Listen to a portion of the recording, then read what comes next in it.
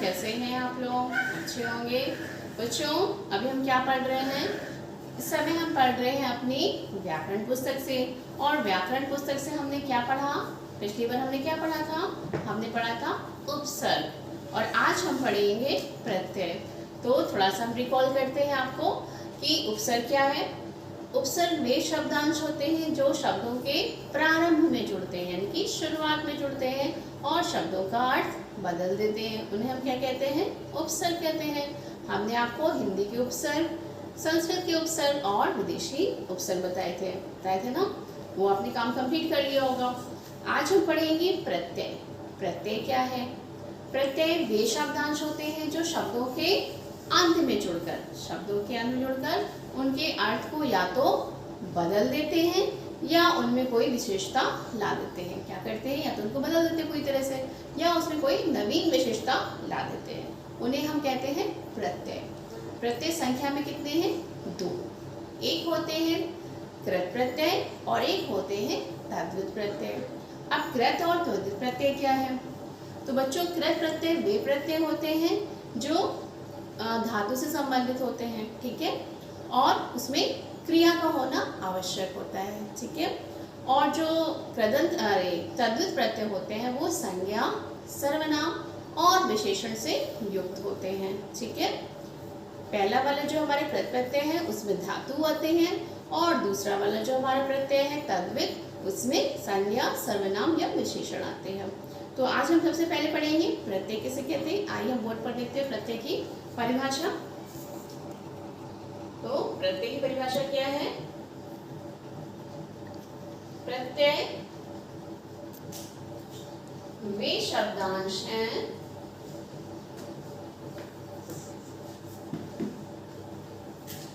जो शब्दों के अंत में जुड़कर उनमें विशेषता या परिवर्तन ला देते हैं, ठीक है। परिवर्तन ला देते हैं, ओके। जैसे प्रत्यय क्या है बच्चों? प्रत्यय वे शब्दांश है जो शब्दों के अंत में जुड़कर उनमें क्या करते हैं? या तो विशेषता ला देते हैं शब्दों में, या क्या करते हैं? उसमें परिवर्तन ला देते हैं। जैसे कि पर्वत, पर्वत धन ई, पर्वत धन ई बराबर क्या हुआ हमारा? पर्वतीय। पर्वतीय का मतलब क्या हुआ? पर्वत संबंधी, ठीक है। स्टार्ट क्या हुआ? पर्वत संबंधी, ओके। तो पहले हमारा शब्द क्या था? पर्वत, ठीक है। अब हमने क्या जोड़ दिया इसमें? प्रत्यय जोड़ा। तो प्रत्यय जोड़ने के बाद वो क्या हो गया? पर्वतीय, यानी कि पर्वत संबंधी, ये विशेषता हो गई। देखिए कीमत, कीमत का अर्थ क्या होता है बच्चों? भाव या मोल। अब हम इसमें ई प्रत्यय जोड़ते हैं तो हमारा शब्द क्या बन जाएगा? कीमती। क्या शब्द बना? कीमती। कीमती का अर्थ क्या होता है? मूल्यवान। क्या अर्थ होता है? मूल्यवान होता है ना। कीमत का अर्थ क्या हुआ? भाव या मोल, और कीमती का अर्थ क्या हुआ? मूल्यवान हो गया, ठीक है। अब यहाँ पे क्या हुआ? हमारा अर्थ बिल्कुल बदल गया है। तीसरा देखिए इसी तरह से, लेख धन इत, लेख धन इत बराबर लिखित, लिखित। लिखित का मतलब क्या हुआ? लिखा हुआ, लिखा हुआ। यहाँ भी हमारा अर्थ परिवर्तित हो गया प्रत्यय के लगने पर, ठीक है। तो प्रत्यय क्या है? वे शब्दांश है।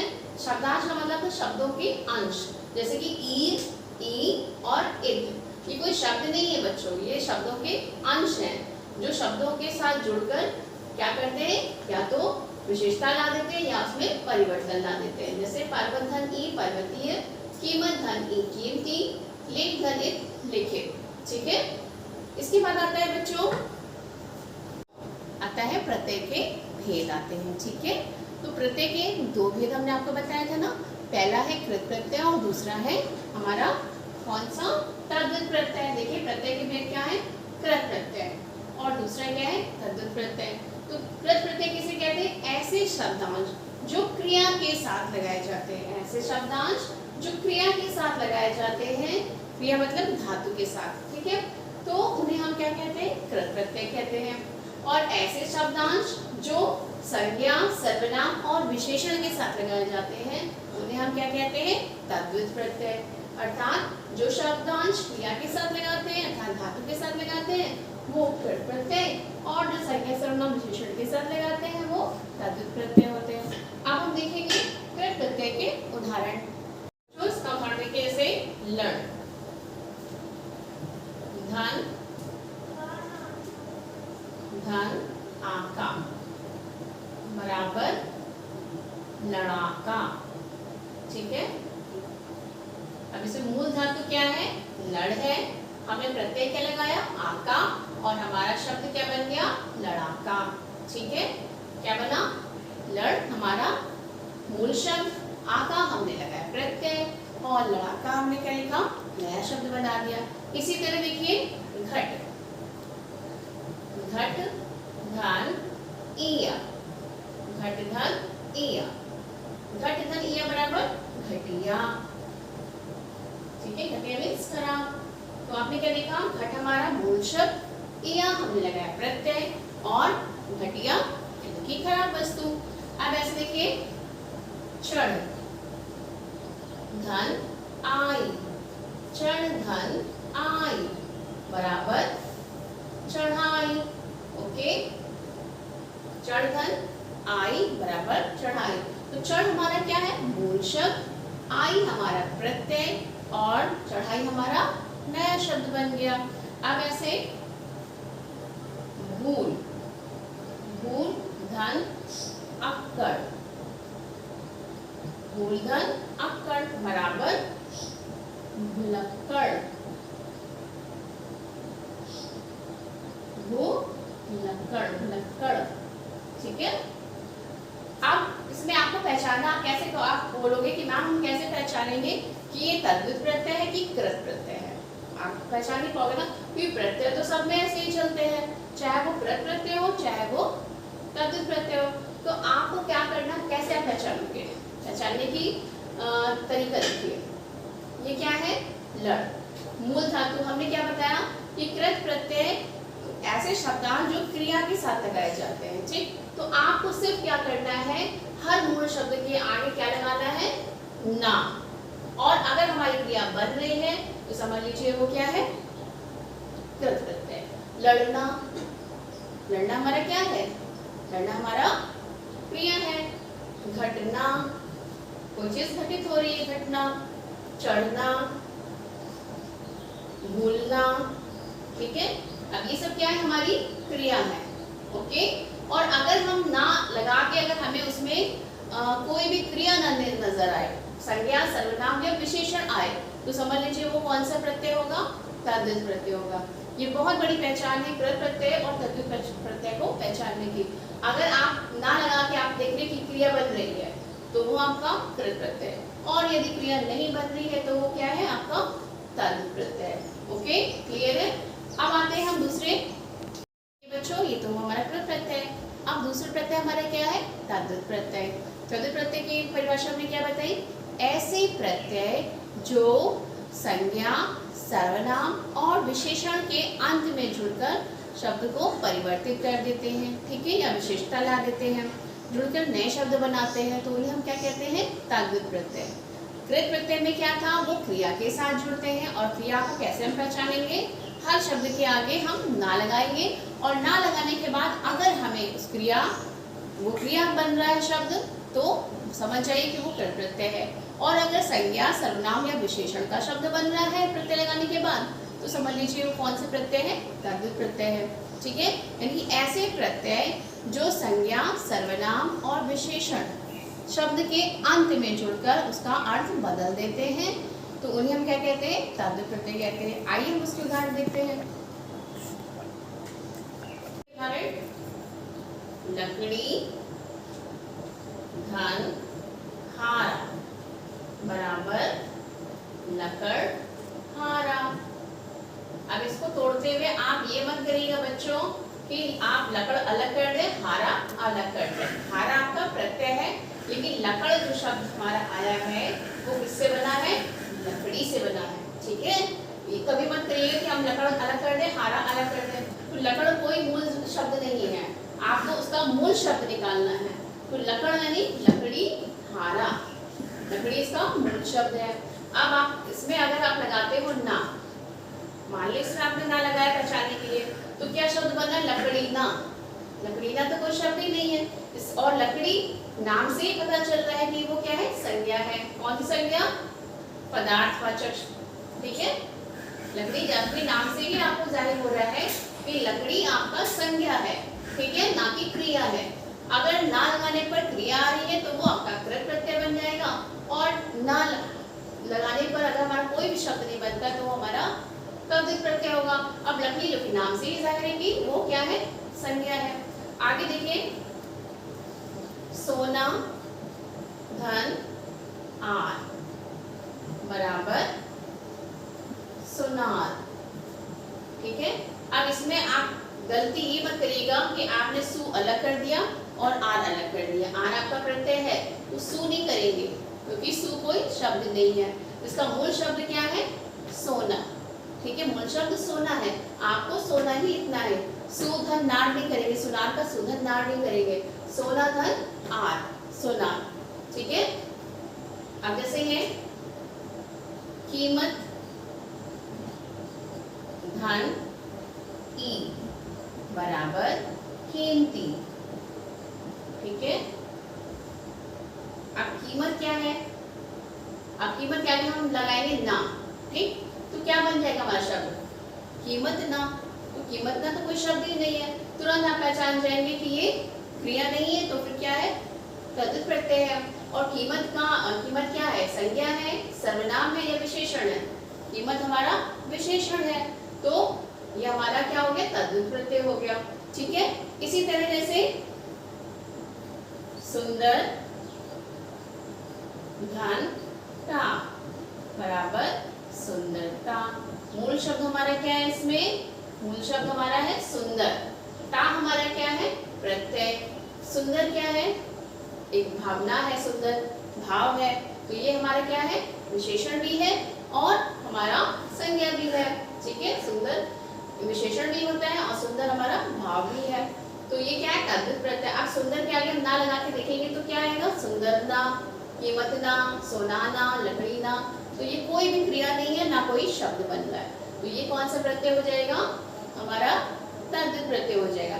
इसी तरह ये देखिए, नानी धन हाल बराबर ननिहाल। ननिहाल। ठीक है, ननिहाल मतलब नानी का घर। ठीक है, तो ननी, और ऐसा मत करिए कभी तोड़ते समय कि ननी धन हाल आप कर दें, क्योंकि मूल शब्द क्या है ननिहाल का? नानी। नानी धन हाल। अब नानी के आगे हम ना लगा दें तो क्या बनेगा शब्द? नानी ना, और जो कि कोई शब्द नहीं है, ना कोई क्रिया बन रही है, तो तुरंत पहचान जाएंगे कि वो क्या है? तद्धित प्रत्यय। तो आपको पहचान हो गई ना कि कृत प्रत्यय कौन से होते हैं और तद्धित प्रत्यय कौन से होते हैं। क्लियर है? जहाँ पर क्रिया लग रही है वहाँ पर कृत प्रत्यय, और जहाँ पर संज्ञा सर्वनाम या विशेषण आ रहे हैं वहाँ पर तद्धित प्रत्यय हो गए। ओके, तो हम कृत प्रत्यय से कुछ शब्द बनाएंगे। आइए देखते हैं बोर्ड पर, जैसे कि कृत प्रत्यय तथा उनसे निर्मित कुछ शब्द बनाएंगे। तो सबसे पहले प्रत्यय हम लेंगे अंत। कौन से लेंगे? अंत। अंत से हम कुछ शब्द बनाते हैं, जैसे रट धन अंत। ठीक, इस तरह से क्या शब्द बनेगा? रट धन अंत, रटन। और इसी प्रकार हमारा क्या बनेगा? भिड़न, भिड़ंत, रटन, भिड़न, और क्या बनेगा हमारा? गढ़न। ठीक है,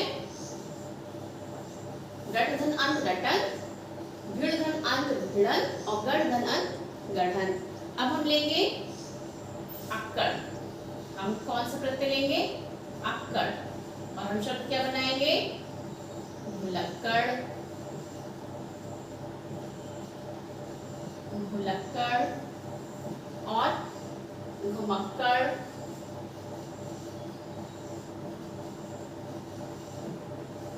और कौन सा हम शब्द बनाएंगे? घुमक्कड़, रुवक्कड़, रुअक्कड़, पियक्कड़, कुछ भी हम कर सकते हैं, ठीक है। मूलधन अक्कड़। अब हम तीसरा शब्द लेंगे आ प्रत्यय लेंगे, जैसे भूला, पढ़ा, लिखा, ये हमारे कौन से शब्द हैं? आ प्रत्यय से बने हुए शब्द। नेक्स्ट है आवट। आवट जैसे लिखावट, लिखावट, थकावट, बनावट, ठीक है।